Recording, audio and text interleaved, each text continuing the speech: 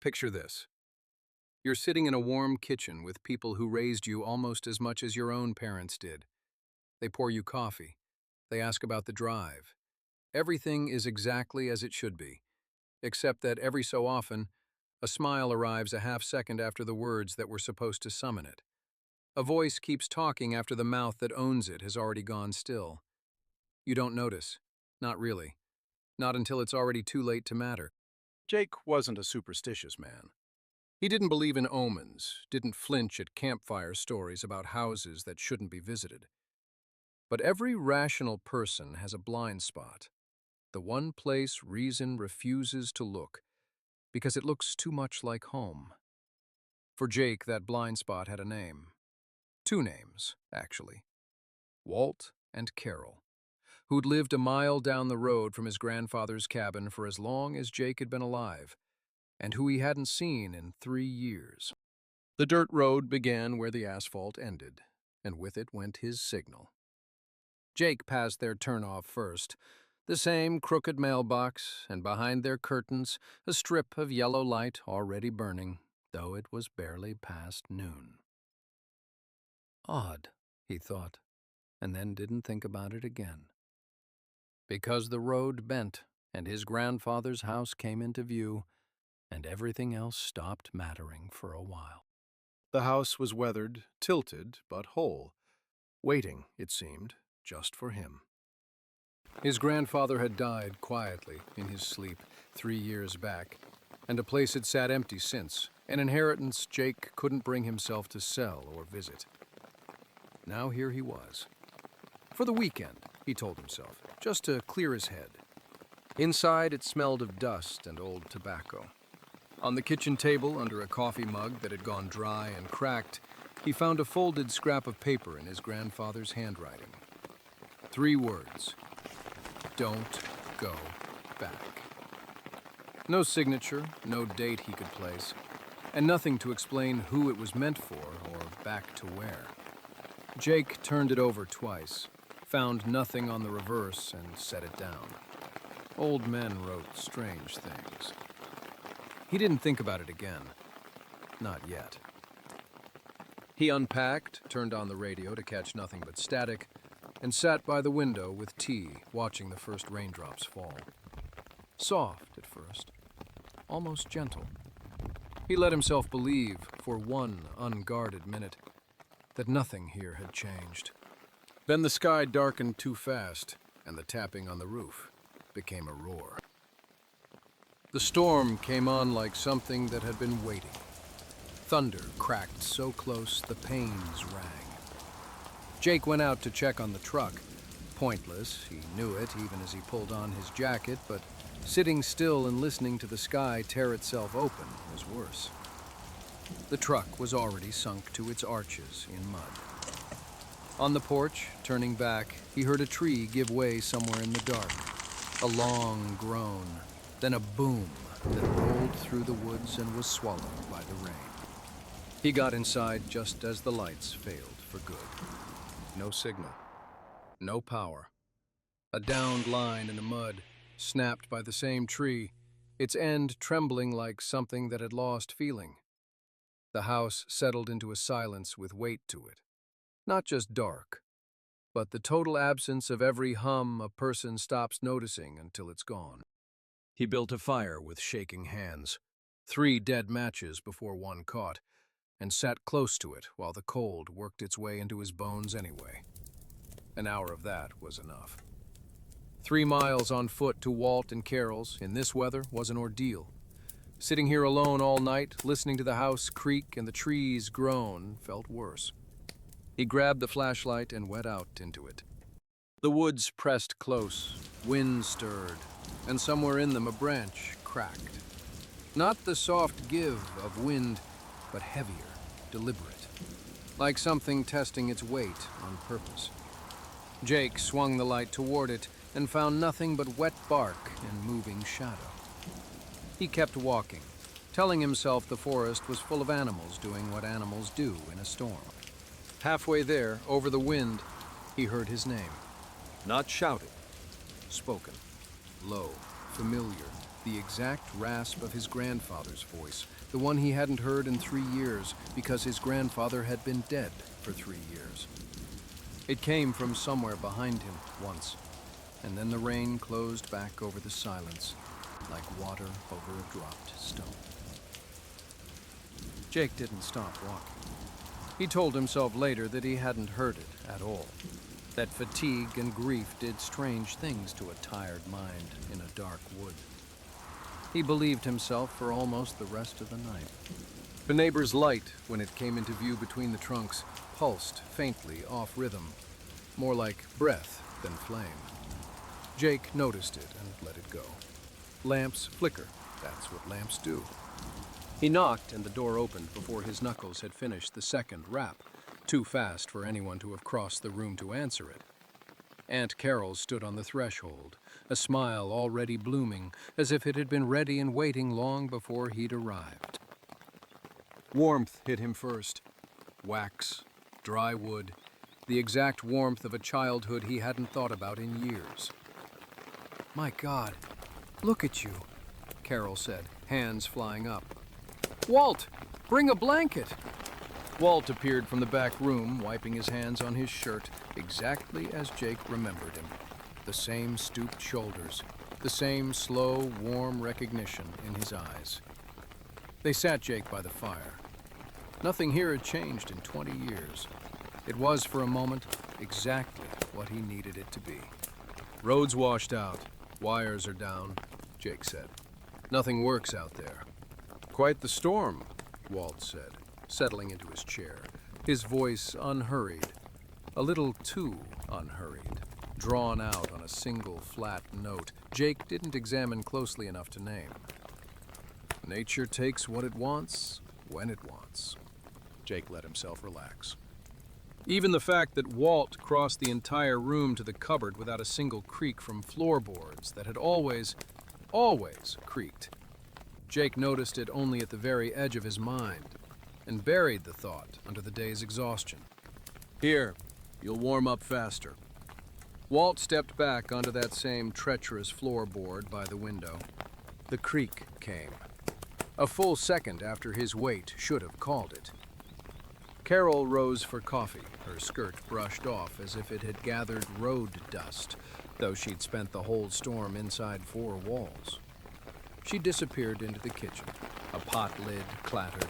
Water rose toward a boil, steady and audible.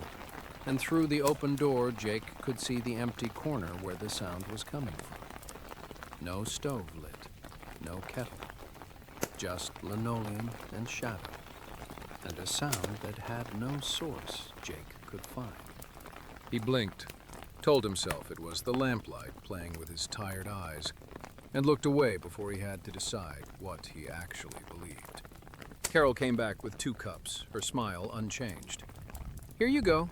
Still hot." Her lips had already closed around the last word, and the voice kept going anyway, warm and familiar, finishing the sentence a half beat after her mouth had gone still.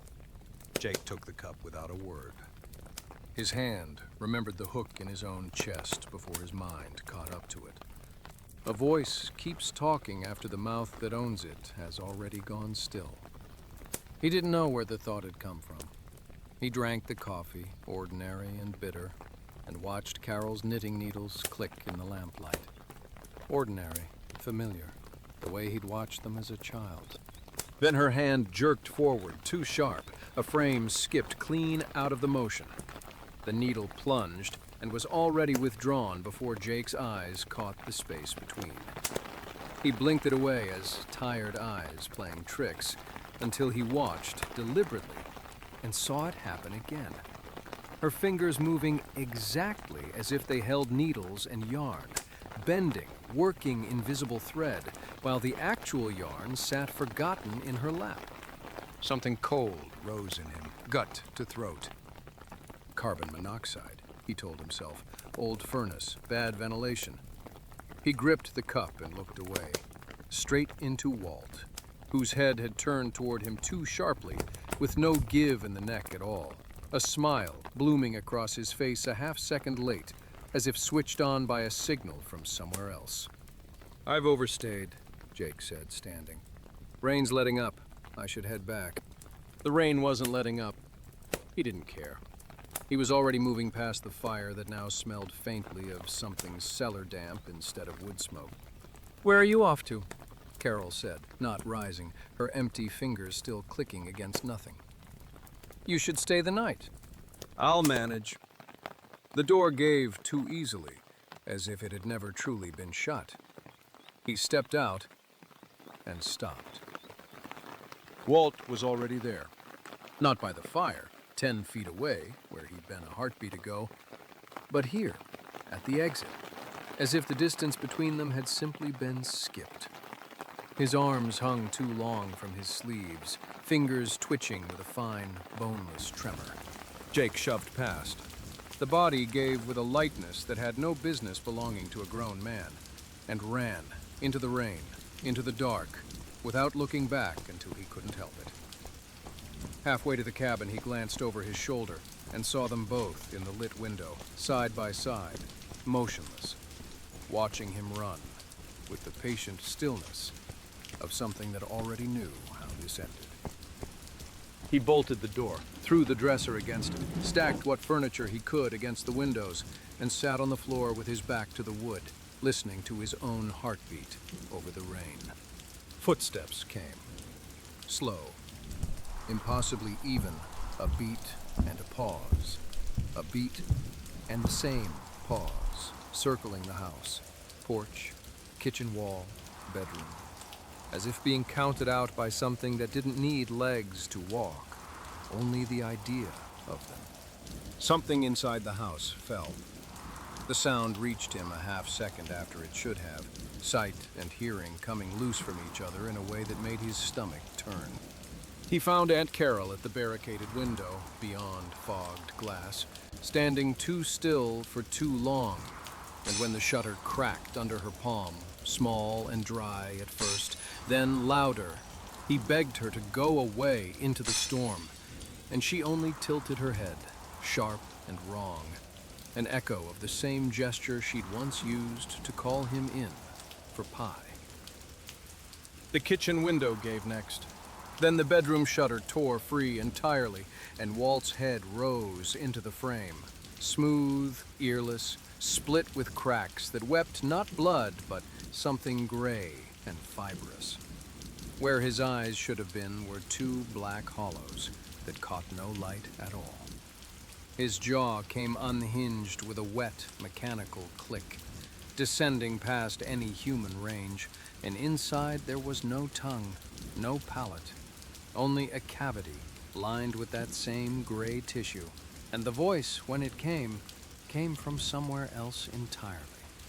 Not from that ruined mouth, from the space between them, warm and familiar and utterly disconnected from the thing that should have made it. Jake's legs gave out. He no longer tried to explain any of it.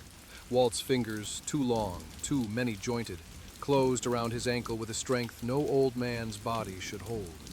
And Carol approached in short, folded lurches, her spine bent wrong.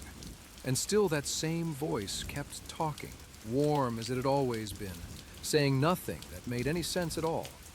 And Jake understood, in the last clear thought he had, that the voice had never belonged to either of them. It had only ever been borrowing their mouths. Sometimes it forgot to bother closing them in time. Then, through the gap in the shutters, light. Real light. Headlights sliding over wet trunks, growing. The grip on his ankle slackened, as if the thing had simply forgotten for a moment why it was holding on. The last thing Jake remembered was both shapes going still above him, turning toward the window. He woke to a stranger's light in his eyes, and a stranger's voice above him, gruff and real, asking if he was alive. Door was wide open, saw the light, figured the place was abandoned. The hunter's lips moved exactly in time with his words. No lag, no echo, nothing wrong about him at all, and Jake had never been so grateful for anything so ordinary. They're outside. Don't turn off the light. Nobody's turning anything off, the man said, glancing at the ruined shutters with the look of someone deciding not to ask. You need a hospital. Jake let himself be led past the barricade he'd built, out into rain that was finally actually letting up, toward two columns of real headlight cutting clean through the dark. The city came after.